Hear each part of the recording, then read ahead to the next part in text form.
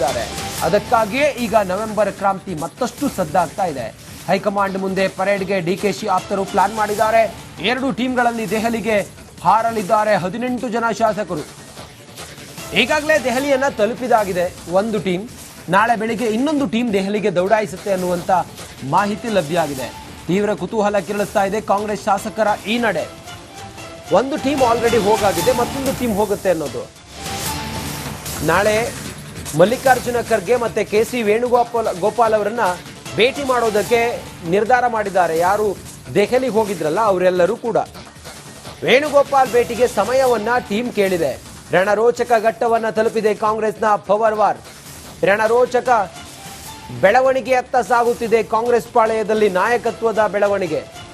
DK Shivakumar ಅವರ ಪರವಾದ ಶಾಸಕರುಗಳು DK Shivakumar ಅವರನ್ನ ಮುಖ್ಯಮಂತ್ರಿ ಮಾಡಿ ಅಂತೇಳಿ ದೆಹಲಿಗೆ ಹೋಗಿ ಮಲ್ಲಿಕಾರ್ಜುನ ಖರ್ಗೆ ಮತ್ತೆ KC ವೇಣುಗೋಪಾಲ್ ರಾಜ್ಯ ಉಸ್ತುವಾರಿ ಅವರನ್ನ ಭೇಟಿಯಾಗಿ ಅವರಿಗೆ ವಿಚಾರವನ್ನ ಪ್ರಸ್ತಾಪ ಮಾಡಿ ಆ ಮೂಲಕ ಶಾಸಕರ ಬೆಂಬಲ DK ಶಿವಕುಮಾರ್ಗೂ ಇದೆ ಅನ್ನೋದನ್ನ ತಿಳಿಸೋದಕ್ಕೆ ಅಥವಾ ಹೈಕಮಾಂಡ್ಗೆ ಒಂದು ಸಂದೇಶವನ್ನ ಕೊಡೋದಕ್ಕೆ ದೆಹಲಿಗೆ ಹೊರಟಾಗೆ ಕಾಣಿಸ್ತಾ ಇದೆ, ಭಾಸ ಆಗ್ತಾ ಇದೆ. DK ಶಿವಕುಮಾರ್ ಅವರು ಮೊನ್ನೆ ಹೋಗಿ ಎಲ್ಲ ಸೆಟ್ಲ್ಮೆಂಟ್ ಮಾಡಿ ಬಂದಾಗಿದೆ. DK ಶಿವಕುಮಾರ್ ಸಿದ್ದರಾಮಯ್ಯ ಸೆಟ್ಲ್ಮೆಂಟ್ ಮಾಡಿ ಬಂದಾಗಿದೆ. DK ಶಿವಕುಮಾರ್ ಹೋದ್ರು, ಮಲ್ಲಿಕಾರ್ಜುನ ಖರ್ಗೆ ಅವರನ್ನ ಭೇಟಿಯಾದಿ ಏನು ವಿಚಾರ, ತಮ್ಮ ಮನಸ್ಸಿನಲ್ಲಿರೋದೇನು, ಏನು ವಾಗ್ದಾನ ಕೊಟ್ಟಿತ್ತು ಹೈಕಮಾಂಡ್ ಅನ್ನೋದನ್ನೆಲ್ಲ ಹೇಳಿ ಆಗಿದೆ. ಸಿದ್ದರಾಮಯ್ಯನವರಂತೂ ರಾಹುಲ್ ಗಾಂಧಿ ಅವರನ್ನು ಭೇಟಿಯಾದ್ರು, ಮಲ್ಲಿಕಾರ್ಜುನ ಖರ್ಗೆ ಅವರನ್ನು ಕೂಡ ಭೇಟಿಯಾಗಿದ್ರು. ಕ್ಲಾರಿಟಿ ಒಂದಿದೆ ಹೈಕಮಾಂಡ್ನಲ್ಲಿ. ಆದರೆ ಈಗ ಶಾಸಕರುಗಳು ತಮ್ಮ ಪ್ರಯತ್ನವನ್ನ ಮಾಡ್ತಾ ಇದ್ದಾರೆ. ಕೊನೆಯ ಪ್ರಯತ್ನ ಅನ್ಸುತ್ತೆ ಇದು ಬಹುಶಃ. ಹೆಚ್ಚಿನ ಮಾಹಿತಿಯೊಂದಿಗೆ ಬಸವರಾಜ್ ನಮ್ಮ ಜೊತೆಯಲ್ಲಿ ನೇರ ಸಂಪರ್ಕದಲ್ಲಿದ್ದಾರೆ. ಬಸವರಾಜು, ಯಾರ್ಯಾರು ಈಗ ದೆಹಲಿಗೆ ಹೊರಟಿದ್ದಾರೆ, ಜೊತೆಗೆ ಇವರು ಏನು ಹೇಳೋದಕ್ಕೆ ಹೊರಟಿದ್ದಾರೆ, ಇದೇನಾದ್ರೂ ಕ್ರಾಂತಿ ಆಗುತ್ತಾ ಅಂತ ಬಸವರಾಜ್? ಖಂಡಿತ ರಚಿತ್, ನವೆಂಬರ್ ಕ್ರಾಂತಿ ಸಂಕ್ರಾಂತಿಗೆ ಶಿಫ್ಟ್ ಆಗಿದೆ ಅನ್ನುವಂಥ ಚರ್ಚೆಗಳು ರಾಜ್ಯ ರಾಜಕೀಯದಲ್ಲಿ ಆರಂಭ ಆಗಿದ್ವು. ಆದರೆ DK ಬ್ರದರ್ಸ್ ತಮ್ಮದೇ ಆದಂಥ ಒಂದು ಹೊಸ ದಾಳವನ್ನು ಉರುಳಿಸಿದಂತೆ ಕಾಣಿಸ್ತಾ ಇದೆ. ಈಗ ಬಹಳ ಪ್ರಮುಖವಾಗಿ ಅವರದೇ ಆದಂಥ ಶಾಸಕರ ಬಲ ಏನಿತ್ತು ಅದನ್ನ ಹೈಕಮಾಂಡ್ ಮಟ್ಟದಲ್ಲಿ ಒಂದು ಒತ್ತಡವನ್ನು ತರುವಂತಹ ನಿಟ್ಟಿನಲ್ಲಿ ಈ ಬಣಗಳನ್ನ ದೆಹಲಿಗೆ ಈಗಾಗಲೇ ನಿಯೋಗಗಳು ಹೊರಡ್ತಾ ಇರತಕ್ಕಂಥದ್ದು. ಈಗಾಗಲೇ ಮಂಡ್ಯ ಶಾಸಕರ ನಿಯೋಗ ಸಚಿವರಾದಂಥ ಚಲುವರಾಯಸ್ವಾಮಿ ಅವರ ನೇತೃತ್ವದಲ್ಲಿ ದೆಹಲಿಯಲ್ಲಿದೆ. ಇದರ ಜೊತೆಗೆ ರಾಮನಗರ ಶಾಸಕರ ನಿಯೋಗ ಈಗಾಗಲೇ ಬಾಲಕೃಷ್ಣ ಅವರ ನೇತೃತ್ವದಲ್ಲಿ ದೆಹಲಿಗೆ ಪ್ರಯಾಣವನ್ನು ಬೆಳೆಸ್ತಾ ಇದೆ. ಅದರ ಜೊತೆಗೆ ಇನ್ನೊಂದಿಷ್ಟು ಶಾಸಕರು ನಾಳೆ ದೆಹಲಿಗೆ ಪ್ರಯಾಣವನ್ನು ಬೆಳೆಸ್ತಾರೆ ಅನ್ನುವಂಥ ಮಾಹಿತಿಗಳು ಈಗ ಲಭ್ಯ ಆಗ್ತಾ ಇದ್ದಾವೆ. ಬಹಳ ಪ್ರಮುಖವಾಗಿ ಸುಮಾರು 18-20 ಶಾಸಕರು ಈ ಒಂದು ನಿಯೋಗದಲ್ಲಿ ಇರ್ತಾರೆ ಅನ್ನುವಂಥ ಚರ್ಚೆಗಳು ಇದಾವೆ. ಜೊತೆಗೆ MLC ಗಳು ಕೂಡ ಈ ಒಂದು ನಿಯೋಗದಲ್ಲಿದ್ದಾರೆ. ಅದರಲ್ಲೂ ಪ್ರಮುಖವಾಗಿ ಒಂದಷ್ಟು ಒಕ್ಕಲಿಗ ಶಾಸಕರು ಇದರಲ್ಲಿ ಗಮನಾರ್ಹವಾಗಿ ಒಂದು ಹಕ್ಕೊತ್ತಾಯವನ್ನು ಮಾಡ್ತಾ ಇರ್ತಕ್ಕಂಥದ್ದು. ಒಕ್ಕಲಿಗರ ನಾಯಕರಾದಂಥ DK ಶಿವಕುಮಾರ್ ಅವರಿಗೆ ನಾಯಕತ್ವವನ್ನು ಕೊಡಬೇಕನ್ನುವಂಥ ನಿಟ್ಟಿನಲ್ಲಿ ಕಾಂಗ್ರೆಸ್ ಹೈಕಮಾಂಡ್ ಮನೆ ಬಾಗಿಲನ್ನು ಬಡಿಯಕ್ಕೆ ಹೊಡ್ತಾ ಇದ್ದಾರೆ. ಮೊದಲನೇದಾಗಿ ರಾಹುಲ್ ಗಾಂಧಿ ಅವರು ಇರಬಹುದು, ಸೋನಿಯಾ ಗಾಂಧಿ ಇರಬಹುದು, ಪ್ರಿಯಾಂಕಾ ಗಾಂಧಿ ಇರಬಹುದು, ಯಾರು ಸಿಗ್ತಾರೆ ಅವ್ರನ್ನ ಮಾತನಾಡಿಸುವಂಥದ್ದು ಮತ್ತು DK ಶಿವಕುಮಾರ್ ಪರವಾಗಿ ಒಂದಷ್ಟು ಹಕ್ಕೊತ್ತಾಯವನ್ನು ಮಾಡ್ತಕ್ಕಂಥದ್ದು. ಇನ್ನುದಂತೆ AICC ನಾಯಕರಾದಂತಹ ವೇಣುಗೋಪಾಲ್ ಇರಬಹುದು, ಮಲ್ಲಿಕಾರ್ಜುನ್ ಖರ್ಗೆ ಅವರನ್ನು ಕೂಡ ಭೇಟಿ ಮಾಡಿ ನೀವು ಯಾವುದೇ ಕಾರಣಕ್ಕೂ DK ಶಿವಕುಮಾರ್ ಅವರಿಗೆ ಮಾತು ಕೊಟ್ಟಂತೆ ನಡೆದುಕೊಳ್ಬೇಕು, ಯಾವುದೇ ಕಾರಣಕ್ಕೂ ಮಾತನ್ನ ತಪ್ಪಬಾರದು ಅನ್ನೋಂಥದ್ದು ಒಂದು ನೆನಪಿಸುವಂತ ಪ್ರಯತ್ನವನ್ನು ಮಾಡ್ತಾ ಇದ್ದಾರೆ.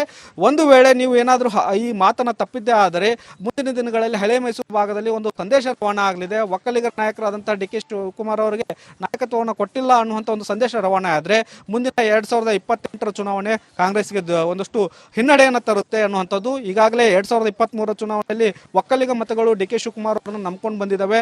ಅವರು CM ಆಗ್ತಾರೆ ಅನ್ನುವಂಥ ಕಾರಣಕ್ಕಾಗಿ ಕಾಂಗ್ರೆಸ್ಗೆ ಮತ ಹಾಕಿದ್ದಾರೆ. ಇದನ್ನ ಹೊಡಿಬೇಕಂತ BJP ಮತ್ತು JDS ಈಗಾಗಲೇ ಮೈತ್ರಿಯನ್ನು ಮಾಡ್ಕೊಂಡಿದ್ದಾವೆ.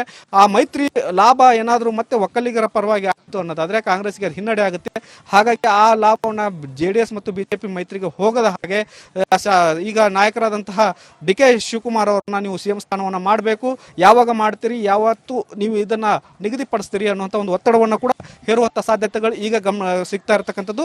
ಜೊತೆಗೆ DK ಬ್ರದರ್ಸ್ ಅವರು ಸೈಲೆಂಟ್ ಆಗಿದ್ದಾರೆ ಅನ್ನುವಂಥ ಒಂದಷ್ಟು ಚರ್ಚೆಗಳಿತ್ತು. ಆದರೆ DK ಬ್ರದರ್ಸ್ ಸೈಲೆಂಟ್ ಆಗಿಲ್ಲ, ತಮ್ಮದೇ ಆದಂತಹ ದಾಳವನ್ನು ಉರುಳಿಸುವ ಮೂಲಕ ಒಂದು ಕಾಂಗ್ರೆಸ್ ಹೈಕಮಾಂಡ್ಗೆ ಸಂದೇಶವನ್ನು ರವಾನೆ ಮಾಡ್ತಾ ಇದ್ದಾರೆ ಮತ್ತು CM ಬಣಕ್ಕೂ ಕೂಡ ಒಂದು ಸಂದೇಶವನ್ನು ರವಾನೆ ಮಾಡ್ತಾ ಇದ್ದಾರೆ. ಮುಂದಿನ ದಿನಗಳಲ್ಲಿ ಇನ್ನಷ್ಟು ದೊಡ್ಡ ಮಟ್ಟದ ಬೆಳವಣಿಗೆಗಳು ರಾಜ್ಯ ರಾಜಕೀಯದಲ್ಲಿ ಆಗುವ ಲಕ್ಷಣಗಳು ಸದ್ಯದ ಮಟ್ಟಿಗೆ ಕಾಣಿಸ್ಕೊಳ್ತಾ ಇದ್ದಾವೆ. ಒಂದು ಸ್ಪಷ್ಟವಾಗಿ ಸಿಎಂ ಬಣ ಮತ್ತು ಡಿಸಿಎಂ ಬಣ ಎರಡು ಸ್ಪ್ಲಿಟ್ ಆಗುವಂತ ಸಾಧ್ಯತೆಗಳಿದ್ದಾವೆ. ಒಂದು ಇಬ್ಬರು ಕೂಡ ಎರಡು ಕಣ್ಣುಗಳಿದ್ದಂತೆ ನಾವು ಇಬ್ಬರು ಪರವಾಗಿದೆ ಅನ್ನುವಂಥ ಮಾತುಗಳನ್ನು ಹಲವು ಬಾರಿ ಶಾಸಕರು ಹೇಳ್ತಾ ಇದ್ರು. ಆದರೆ ಈಗ ಒಂದಷ್ಟು ಶಾಸಕರು ಡಿಸಿಎಂ ಪರವಾಗಿ ನಿಂತ್ಕೊಳ್ಳುವ ಮೂಲಕ, ಡಿಸಿಎಂ ಪರವಾಗಿ ಬ್ಯಾಟಿಂಗ್ ಮಾಡುವ ಮೂಲಕ ಹೈಕಮಾಂಡ್ ಮಟ್ಟದಲ್ಲಿ ಒಂದು ಲಾಬಿಯನ್ನು ಆರಂಭಿಸ್ತಾ ಇದ್ದಾರೆ ಮತ್ತು ಡಿಸಿಎಂ ಅವರಿಗೆ ಸಿಎಂ ಸ್ಥಾನವನ್ನು ಕೊಡುವವರೆಗೂ ಕೂಡ ನಾವು ಹಿಂದೆ ಸರಿಯಲ್ಲ ಅನ್ನುವಂಥ ಒಂದಷ್ಟು ಮಾತುಗಳನ್ನು ಕೂಡ ಹೇಳ್ತಾ ಇದ್ದಾರೆ. ರಂಜಿತ್, ಓಕೆ, ಅದಕ್ಕಾಗಿಯೇ ಈಗ ನವೆಂಬರ್ ಕ್ರಾಂತಿ ಮತ್ತಷ್ಟು ಸದ್ದಾಗ್ತಾ ಇದೆ. ಹೈಕಮಾಂಡ್ ಮುಂದೆ ಪರೇಡ್ಗೆ ಡಿಕೆಶಿ ಆಪ್ತರು ಪ್ಲಾನ್ ಮಾಡಿದ್ದಾರೆ. ಎರಡು ಟೀಮ್ಗಳಲ್ಲಿ ದೆಹಲಿಗೆ ಹಾರಲಿದ್ದಾರೆ 18 ಜನ ಶಾಸಕರು. ಈಗಾಗಲೇ ದೆಹಲಿಯನ್ನ ತಲುಪಿದಾಗಿದೆ ಒಂದು ಟೀಮ್. ನಾಳೆ ಬೆಳಿಗ್ಗೆ ಇನ್ನೊಂದು ಟೀಮ್ ದೆಹಲಿಗೆ ದೌಡಾಯಿಸುತ್ತೆ ಅನ್ನುವಂತ ಮಾಹಿತಿ ಲಭ್ಯವಾಗಿದೆ. ತೀವ್ರ ಕುತೂಹಲ ಕೆರಳಿಸ್ತಾ ಇದೆ ಕಾಂಗ್ರೆಸ್ ಶಾಸಕರ ಈ ನಡೆ. ಒಂದು ಟೀಮ್ ಆಲ್ರೆಡಿ ಹೋಗಾಗಿದೆ, ಮತ್ತೊಂದು ಟೀಮ್ ಹೋಗುತ್ತೆ ಅನ್ನೋದು. ನಾಳೆ ಮಲ್ಲಿಕಾರ್ಜುನ ಖರ್ಗೆ ಮತ್ತೆ KC ವೇಣುಗೋಪಾಲ್ ಅವರನ್ನ ಭೇಟಿ ಮಾಡೋದಕ್ಕೆ ನಿರ್ಧಾರ ಮಾಡಿದ್ದಾರೆ. ಯಾರು ದೆಹಲಿಗೆ ಹೋಗಿದ್ರಲ್ಲ ಅವರೆಲ್ಲರೂ ಕೂಡ. ವೇಣುಗೋಪಾಲ್ ಭೇಟಿಗೆ ಸಮಯವನ್ನ ಟೀಮ್ ಕೇಳಿದೆ.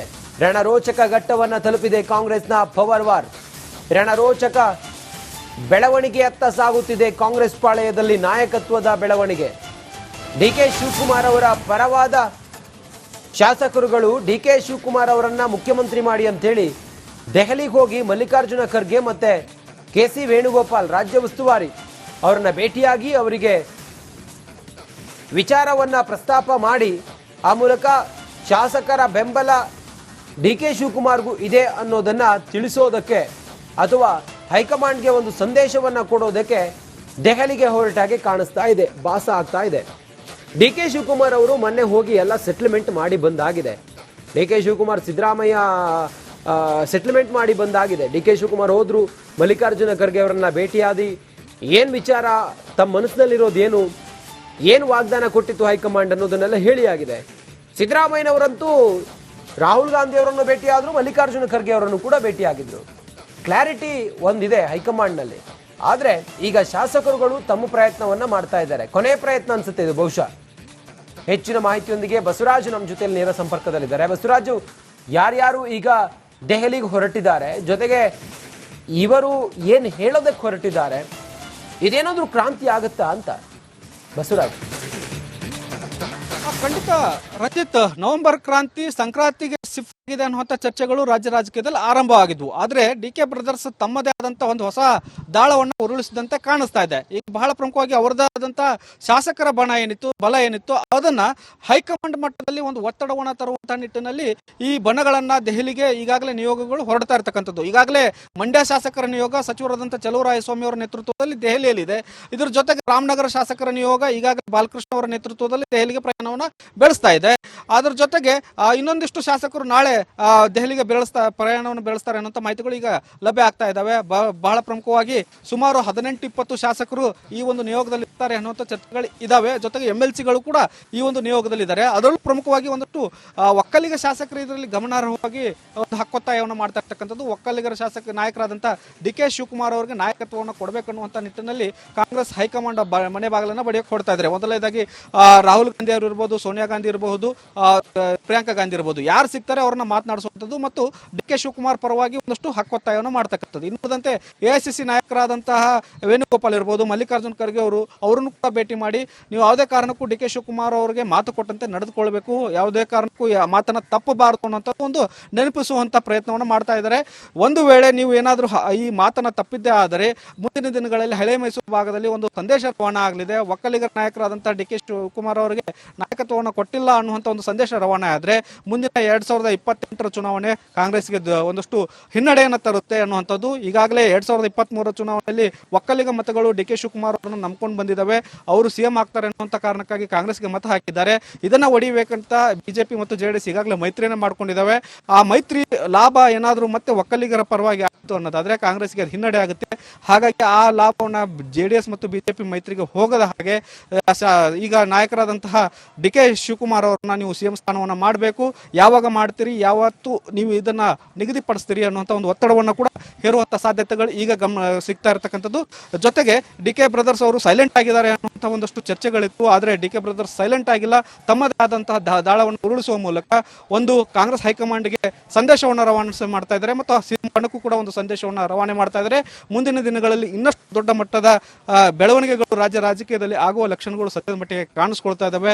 ಒಂದು ಸ್ಪಷ್ಟವಾಗಿ ಸಿಎಂ ಬಣ ಮತ್ತು ಡಿ ಸಿ ಎಂ ಬಣ ಎರಡು ಸ್ಪ್ಲಿಟ್ ಆಗುವಂತ ಸಾಧ್ಯತೆಗಳಿದ್ದಾವೆ. ಒಂದು ಇಬ್ಬರು ಕೂಡ ಎರಡು ಕಣ್ಣುಗಳಿದ್ದಂತೆ ನಾವು ಇಬ್ಬರು ಪರವಾಗಿದೆ ಅನ್ನುವಂಥ ಮಾತು